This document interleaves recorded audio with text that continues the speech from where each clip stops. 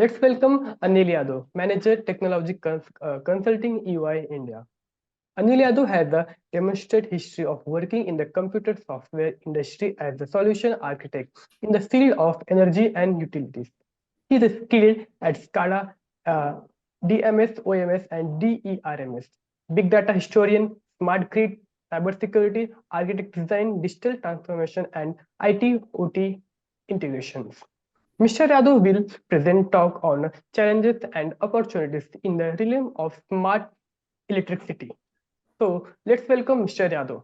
Definitely, as you already introduced myself, basically, I have worked around 11 to 12 years of, from of my career in power and utilities, and what I have seen in terms of where when we talk about smart electricity, so smart electricity is actually it's a ecosystem. It's not like, it's not disconnected. Basically, everything is connected, I would say. So definitely in today's talk, definitely I'll be talking about challenges, opportunities, and how these can be, integrated with some solutions, and when how as a consultant we can help our clients and help industry to move towards excellence, right? So when we talk about smart electricity, it's an ecosystem where you have your basically it starts from generation, transmission, and distribution, and then how technology is going to help in all the areas to achieve the I would say to keep your lights on, basically.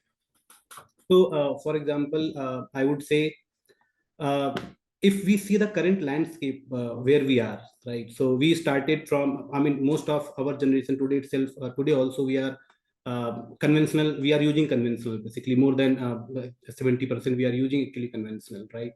Whereas if we see our installed capacity of renewables are already around 170, I would say 178 or some gigawatt we already are having, but we are not able to utilize all those generation capacity in terms of how we can use it, right? So there are a lot many challenges, how why we cannot use it, where the gaps are, how the technology can play a pivotal role to actually help uh, towards sustainability, I would say. So challenges which I feel, which we see normally if we see from the infrastructure readiness and investment side. So infrastructure readiness, when I say, it is from, let's say, from the transmission lines. Definitely we have lot many generation sources. We have renewables, we have conventional sources, and definitely the way they are getting integrated with the grid. So what kind of policies and regulations are there to play, right? So all those things are actually creating a environment where these things needs to be changed in a manner that it will help our sector towards net zero, I would say, which is 2070. Still we have blocks, but we have to see. And the second side, if we see the technology alignment and interoperability, so definitely there are a lot many technologies which are already there in place, but how to utilize all those in one single area, right? There are a lot many challenges when we see, because our systems has been built from the decades. We have legacy systems, we have new systems coming in, and then we have I would say, we are talking about IoT devices, we are talking about a lot many communication devices, right? So when we talk about integrating those, there are a lot many challenges which we see on the ground, like from the interoperability side. So how we are going to tackle those kind of challenges. And then when we talk about interconnected system, definitely there is a security by default, it comes into the place. How we are going to tackle the security, right? Data security, which is very critical for operation OT systems, basically.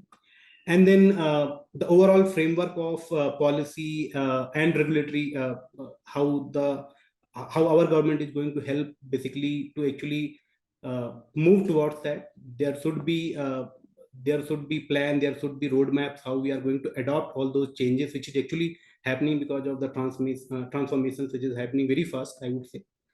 And then in some areas I would feel consumer awareness, because in terms of smart metering itself, I would say it's a like huge uh, change which is happening as part of the RDSS scheme, which has been launched, right? And then I think millions of meters are getting installed right now. They are in process in place. So whether consumers are aware or not, how they are going to adopt those kind of technologies, which will enable them definitely for the best, greater future, right? And last, I would talk about grid resiliency. Definitely, the technology, the overall transformations, they are happening at a scale, right? How we are going to ensure that how our grid is going to be resilient in terms of security, grid security, in terms of, I would say, if we are going towards lot many RE integrations, right? So how it is going to affect my grid inertia, how it is going to affect my frequency, right? So all those things are there as part of challenges, which are definitely needs to be taken care. And definitely, since these challenges are here, it gives us huge opportunities also in terms of how the development should go in terms of grid optimization opportunities, because definitely if we want to go greener, we need to see how, what optimization techniques can be utilized, right? How safely we can integrate DERs, and what kind of technologies can come into play, and actually, I would say, help our grid for sustainability. We can implement energy efficiency programs. There are a lot many solutions already there, and there are some bespoke solutions also which can be utilized at a scale, right? Demand response programs, we already know how demand response can help in these kind of scenarios, and it is actually, if we see, there are a lot many solutions, I would say. In solutions, we have already listed like DERMS itself has got one caveat of this demand response, right? And then a smart city integration, definitely we talk about a smart city a lot, but I would say we are still lagging. I mean, we have to do a lot in terms of smart city programs, and then definitely we can think about how we can integrate from that angle. And then grid planning and innovation hubs. So when I talk about innovation hubs, so innovation hubs are basically, it should be something where the industry should focus how technology as well as industry experts can come together and then create a innovation hub. It should be collaborative approach where we can come up with the use cases, and we can do pilots, and then go for the bigger implementations. So if we talk about overall challenges and opportunities, what we see, we need tech leadership as well as industry expertise, so that they should focus towards what kind of products should be coming into the place, right? What kind of, like how the consumer, whether it is going to be consumer centric, right?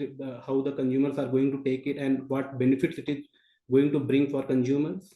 And then definitely in terms of data, like what kind of data it is going to produce, and how the data can be utilized for the industry betterment, right? So if we talk about overall ecosystem, then we provide a lot many services in terms of consultancy, how we can support all those industry as well as I would say customers also, in terms of how smart metering can be implemented, or how smart meter programs can be run, right? From asset performance management point of view, from IoT and digital twins point of view, then microgrid management, SCADA, DERMS, energy management, ADMS, and VPPs. So these are definitely the solutions part, where they have some part of answers they can have, and they can actually bridge the gaps and challenges, and to actually go for the future, right? And which will definitely lead you to the smart electricity, which is we are talking about, right? Because smart electricity is something, it's a journey where we have to, I mean, we have just started our foot, which I would say, because our aim is to go greener, right? So still we are lagging. I mean, we are still using 70% of conventional energy. If we want to go for greener energy, I mean, definitely we have to adopt all those solutions. We have to see the policy and regulation changes, and then we need to focus towards sustainability. Thank you, Mr. Yadav, for sharing your views on challenges and opportunities in the realm of smart electricity.